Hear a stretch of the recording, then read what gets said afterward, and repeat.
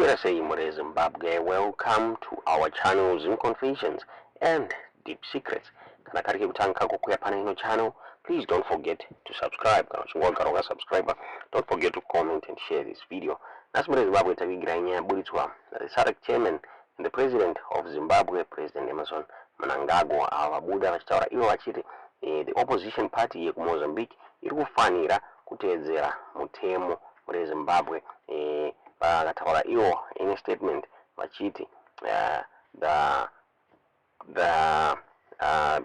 decision yakapiwa by the Constitutional Council for Zimbabwe and that should stand. Vakabuda vachiti everyone in Mozambique should respect the court's decision. Funga kubva muna October Mozambique zvasinoimirira mushe muri Zimbabwe. The opposition party nemamwe international observers raise some concerns about alleged irregularities my elections akaitwa Mozambique. The announcement by the Constitutional Council ichitaura iyo chiti Frelimo yakawina my elections aya yakawanikwa ichikonzeresa a widespread of protest munyika yeMozambique muri Zimbabwe. Mnangagwa vakabuda vachitaura ivo vachiti Mozambicans they should adhere to the constitutional processes muri Zimbabwe. Tisingazive kuti munoiona sei nyaya iyi sizvisinei. Macritics abuda achitaura iwo achiti approach yeSADC ina kuti haisi proper muri Zimbabwe since there is need for diplomacy. Vanofanira kutarisa both sides voona kuti zvingafamba sei. So nyaya yabudiswa neZim vachitaura vachiti SADC chairman and the president of Zimbabwe, Emerson Mnangagwa, said the opposition in Mozambique should adhere to the rule of law. In a statement Wednesday, after the recent ruling by Mozambique's highest court upholding the October 9 election results, which declared Frelimo party victorious, Mnangagwa said everyone in Mozambique should respect the court's decision. Mozambique has been embroiled in controversy since the October elections, with opposition parties and some international observers raising concerns about alleged irregularities. The announcement by the Constitutional Court affirming Frelimo's victory comes amidst accusations of voter suppression and fraud, leading to widespread protest and unrest across the country. Mnangagwa's call for calm and adherence to constitutional processes is a reflection of SADC's broader commitment to regional stability. However, critics argue that SADC's approach often prioritizes the status quo over addressing legitimate grievances. This stance has drawn both praise for prompting order and criticism for perceived bias towards ruling parties in the region. Mnangagwa's full statement reads as follows: the Southern African Development Community (SADC) notes and acknowledges the ruling and confirmation on Monday, 23rd December 2024, by the Constitutional Council of election results held in the Republic of Mozambique on 9th October this year.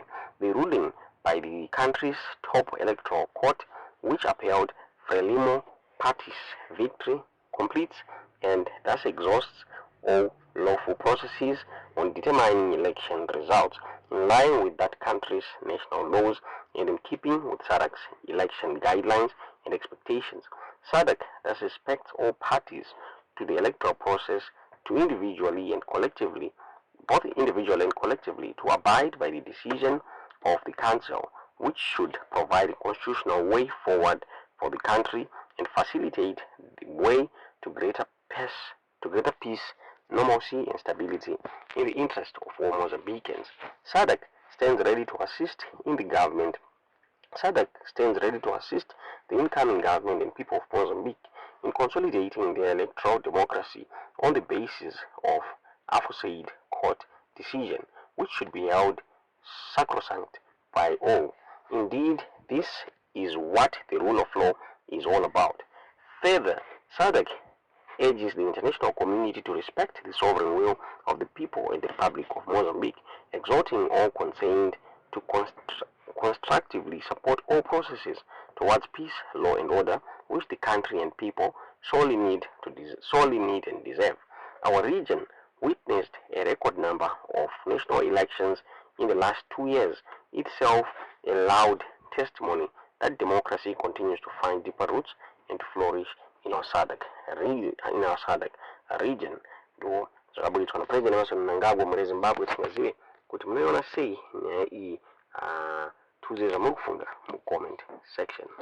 Well, everyone is waiting with bated breath to hear the outcome. The opposition seem to think that the outcome is already a foregone conclusion, that the courts would validate the election results, and that there will be, protests, not just immediately, but also on the 15th of January. So it's one of those cases that reflects, the declining fortunes of liberation parties in Southern Africa, especially, that have largely failed to deliver the dividends of democracy to their citizens.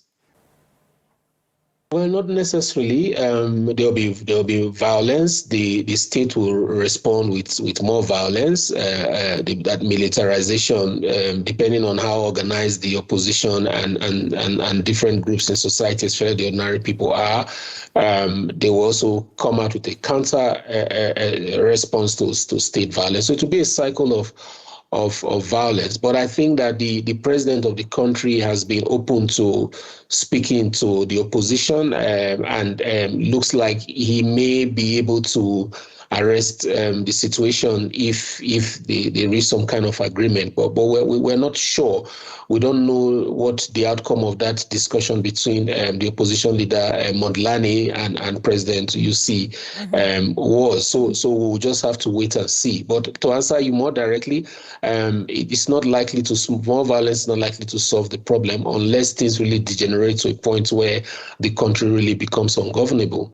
Well, it's a playbook. They all act on a playbook, and many of this is a contagion from different countries. We saw this happen in Nigeria last year in 2023, right? So they all borrow from each other. We've heard of how Zimbabwe, the Zimbabwean president is looked up to in the region as someone you can learn from on how to rig elections. But you see, those results, I'll come back to the point about what the AU can do. And maybe I should just simply answer it now by asking you another question. The question is, who is the AU? The AU is also made up of, these same leaders who benefit from rigging elections. So what is the motivation for them to actually put in laws that would eventually unseat them? Even the use of technology, the digitalization, and ensuring that, and results are announced as at when they are supposed to be announced on the spot, which could have helped to curb some of the discrepancies in results, have been simply ignored in some of these countries outside of even Southern Africa.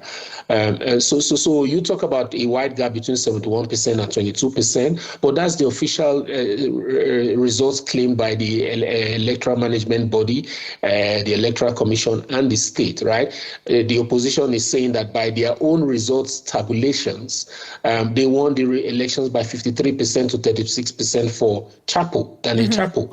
So the question is who's right, who actually won, who has incentive to rig. Those are questions that need to be addressed. And like you said, the real solution is to address all disputes, before elections are validated and announced as finally official.